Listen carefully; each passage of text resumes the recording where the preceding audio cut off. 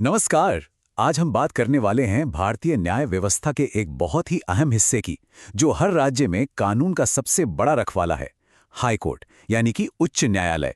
ये वो जगह है जो राज्य के अंदर हमारे अधिकारों की आखिरी उम्मीद होती है। तो चलिए इसी सवाल से शुरू करते हैं। सोचिए, जब किसी राज्य में कानून को लेकर कोई बड़ा मतभेद हो तो आखिरी फैसला कौन सुनाता है? इसका जवाब हमारी पूरी जुडिशियल सिस्टम के स्ट्रक्चर में ही छिपा है।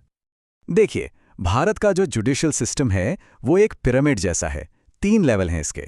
सबसे ऊपर है पूरे देश के लिए एक सुप्रीम कोर्ट। उसके ठीक नीचे हर राज्य के लिए अपना एक हाई कोर्ट होता है, जो उस राज्य की सबसे बड़ी अदालत है। और फिर सबसे निचले लेवल पर आती हैं हमारी डिस्ट्रिक्ट कोर्ट्स या सबॉर्डिनेट कोर्ट्स। तो ये तो हुई अदालतों के ढांचे की बात, लेकिन इन इमारतों में जान कौन डालता है? जाहिर है, जज। तो चलिए अब इन जजों के बारे में जानते हैं। ये कौन होते हैं और इस कुर्सी तक पहुंचते कैसे हैं? अब देखिए, हाई कोर्ट के हेड यानी चीफ जस्टिस की नियुक्ति कोई मामूली बात नहीं है। इसके लिए प्रेसिडेंट 2 सबसे जरूरी लोगों से सलाह लेते हैं। एक तो पूरे भारत के चीफ जस्टिस और दूसरे उस राज्य के गवर्नर। जब इन दोनों से सलाह मशवरा हो जाता है तभी प्रेसिडेंट नियुक्ति पर अपनी मुहर लगाते हैं। अब यहाँ एक मजेदार ट्विस्ट है।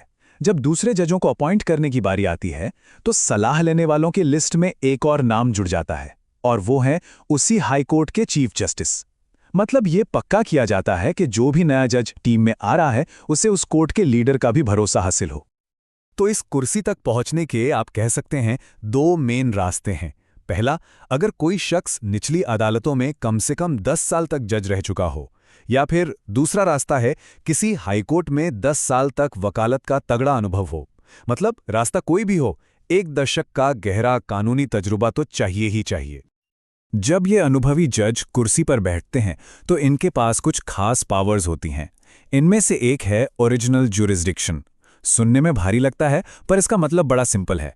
कुछ मामले ऐसे होते हैं जो निचली अदालतों से शुरू होने के बजाय सीधे राज्य की सबसे बड़ी अदालत में लाए जा सकते हैं।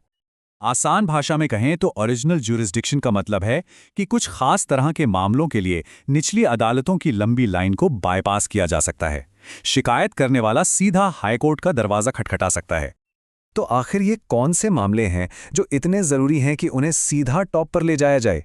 इनमें आते हैं वसीयत, शादी तलाक जैसे फैमिली मैटर्स, बड़े बड़े कंपनी कानून के विवाद, कोर्ट की अवमानना यानी कंटेम्प्ट ऑफ कोर्ट, और सबसे जरूरी, जब किसी के फंडामेंटल राइट्स छीने जा रहे हों या फिर चुनावों में कोई धांधली का आरोप हो, तब भी मामला सीधे हाईकोर्ट में जा सकता है।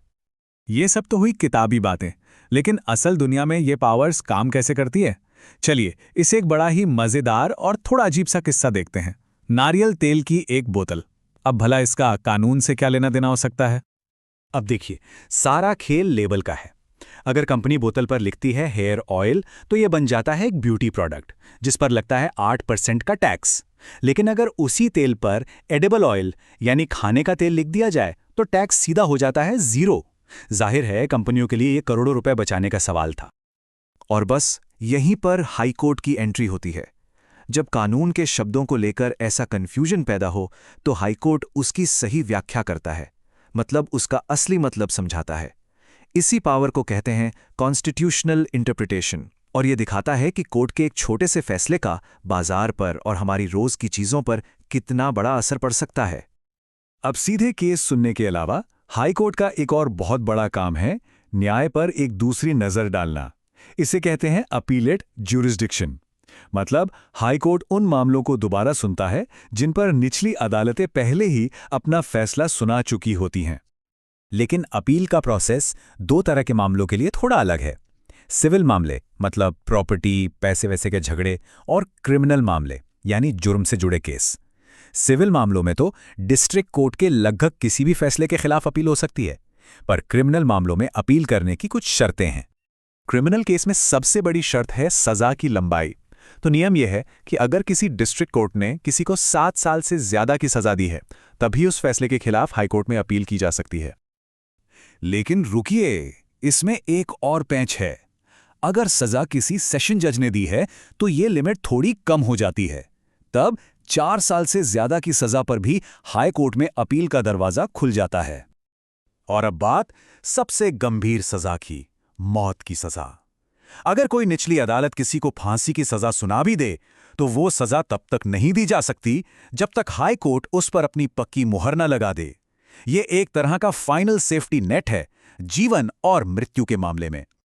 किसी भी मजबूत न्याय व्यवस्था की सबसे बड़ी ताकत होती है उसकी आज़ादी, जिसे हम जुडिशियल इंडिपेंडेंस कहते हैं। इसका सीधा सा मतलब है कि जजों को बिना किसी डर या दबाव के फैसले लेने की पूरी आज़ादी होनी चाहिए। लेकिन इस आज़ादी से एक बहुत बड़ा सवाल भी पैदा होता है। अगर कोई जज अपनी पावर का गलत इस्तेमाल करने लगे या वो काम करने लायक न रहे तो उसे हटाने का क्या तरीका है? उसे जवाबदेह कैसे ठहराया जाएगा? किसी जज को हटाना सच कहूं तो लगभग नामुमकिन जैसा बनाया गया है। इसके लिए संसद के दोनों सदनों में, मतलब लोकसभा और राज्यसभा दोनों में 2/3 के स्पेशल मेजॉरिटी से प्रस्ताव पास करवाना पड़ता है।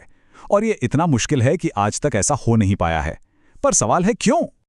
और इतनी मुश्किल प्रक्रिया रखने के पीछे एक ही वजह है, जजों को एक ऐसा कवच देना ताकि वो बिना डरे, बिना किसी पॉलिटिकल प्रेशर के सिर्फ और सिर्फ न्याय कर सकें, चाहे सामने कितना भी बड़ा या पावरफुल इंसान क्यों न खड़ा हो। तो कुल मिलाके हाई कोर्ट अपने राज्य में संविधान का गार्डियन है और लोगों के अधिकारों का सबसे बड़ा रक्षक। ये सरकार और जनता के बीच शक्ति के संतुलन को बनाए रखने का एक बहुत जरूरी काम करता है। तो ये है आज़ादी और जवाबदेही के बीच का एक नाजुक संतुलन, और ये हमें एक ऐसे सवाल पर लाके खड़ा कर देता है जो हर लोकतंत्र के लिए ज़रूरी है कि अगर जजों को पॉलिटिकल प्रेशर से बचाने के लिए इतना मजबूत कवच दिया गया है तो फिर जनता को एक खराब जज से कौन बचाता है?